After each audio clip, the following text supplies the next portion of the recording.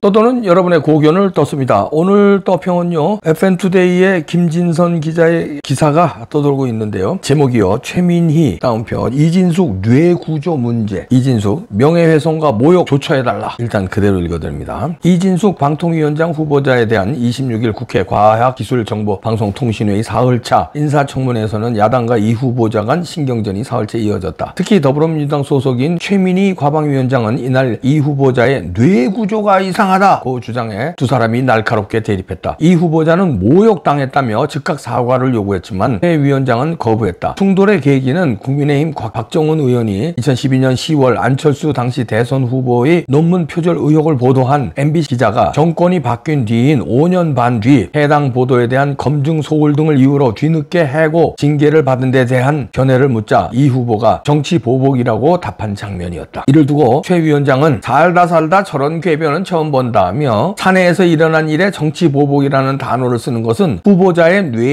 뇌구조에 문제가 있다고 생각한다고 말했다. 이 후보자는 해당 발언에 사과를 요구했지만 최 위원장은 뇌구조가 이상하다고 생각하는 건 사과할 일이 아니다 라고 일축했다. 이 후보자는 뇌구조에는 이상이 없다고 따졌고 최 위원장이 다음 질의 순서로 넘어가려자 하자 제 뇌구조에 어떤 이상이 있느냐고 거듭 목소리를 높였다. 이 후보자는 이후 국민의힘 김장견 의원이 뇌구조 발언을 다시 꺼내자 이렇게까지 모욕적인 언사를 들은 것은 처음이라고 했다. 그러면서 명예훼손과 모욕, 모독 의미가 있다고 판단한다. 위원회 쪽에서 조처해달라고 했다. 하지만 최 위원장은 자리를 비운 시험이었다. 김 의원은 이렇게 체력 검증을 하다 보면 뇌구조가 이상할 수도 있을 것 같다면서 이 후보자를 향해 병원에서 MRI라도 찍어볼 생각은 없나라고 물었다. 이 후보자는 청문회가 끝나면 한번 고려해보겠다고 답했고 김 의원은 이게 3일째 이어지는 청문회 수준이라고 덧붙였다. 청문회를 이례적으로 사흘간이나 이어가는 데 대한 여야 공방도 계속됐다. 민주당은 이 후보자가 대전 MBC 사장 재직 시절 법인카드 사용 내용 및 자녀의 출입국 관련 자료, 주식 매매 자료 등의 요구 자료를 제출하지 않자 전날 밤 야당 단독으로 청문회 연장을 의결한 바 있다. 여당 간사인 최형도 의원은 사실과 정책을 검증하는 청문회가 체력을 검증하는 청문회로 변질됐다고 했고 이상휘 의원은 합의한 이틀 동안 알아내지 못하면 검증 실패이고 편법이라고 가세했다. 같은 당 최수진 의원은 민주당이 여당일 시절 추미애 전 법무부 장관, 양승동 전 KBS 사장, 박영선 전 중소벤처기업부 장관 등도 인사청문 자료를 제대로 내지 않았다고 꼬집고 가을은 너무 소모전이고 결국 개인 신상 털기로 간다고 비판했다. 이에 대해 최 위원장은 법인카드 사용의 부적절 등 다수의 의혹이 남아있고 자료 제출이 미흡했기 때문이라며 국회의장과 여야 원내대표 간의 협의를 거친 적법한 연장이라고 강조했다. 아이고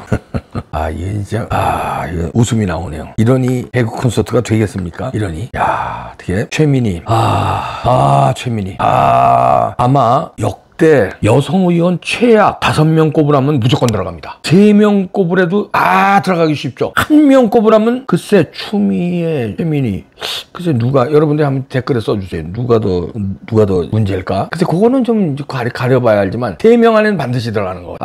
최민희 방통위원장 하기 전에도 우리가 최민희에 대해서 너무 잘 알고 있는데 본색이 완장을 딱 채워주니까 이진숙 방통위원장 후보가 이거 청문회 이걸 헌수한 거 이거 주고 들어가려고 그러니까 일로 오세요. 인사를 하고 들어가야지. 인사를 이러고서 각 귀성말 나한테 짜고자고 덤비면 안 돼. 이런 식으로 얘기했다는 거 아니에요. 그리고서는 뇌구조에 문제가 있는 거 아니냐. 이러니까 이제 이진숙 위원장이 이제 발끈해서 공격을 했는데요. 이진숙 위원장 공격력도 대단합니다. 그런데 이 최민희의 이 만행에 이거 보면 살다 저런 궤변은 처음 본다 하면서 뭐라고 그랬냐면요.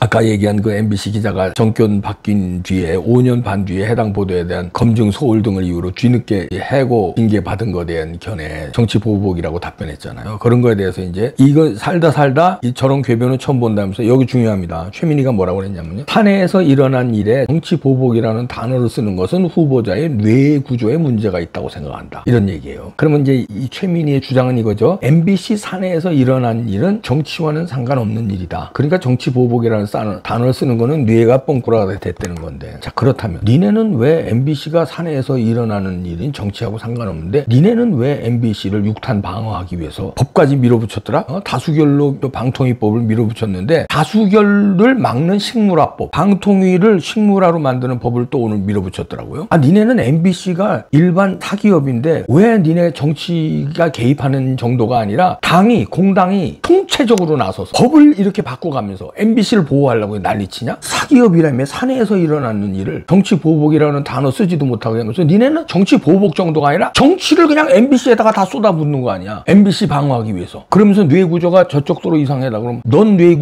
당신 뇌구조는 이거 당신이 얘기한 거 아니야 이거 지금. 앞뒤 말이 맞아? 그럼 그 뇌구조는 내 논리가 이상하냐? MBC는 사내에서 일어난 일이라며. 그거 정치로 따지지 말자며. 근데 니네는 지금 MBC를 육탄 방어하기 위해서 니네가 다 나섰잖아. 전부 당이 의원 하나가 나선 것도 정치보복이라고 그랬는데 니네는 당 자체가 나서고 법도 바꿨잖아. 날치기로. 그러면 그건 뇌구조가 아니라 뭐야 그건? 전체가 다 이상한 거야? 아니면 뭐야? 인간이 아닌 거야? 사람의 뇌구조가 이상한 정도가 아니라 사람이 아니문이다야?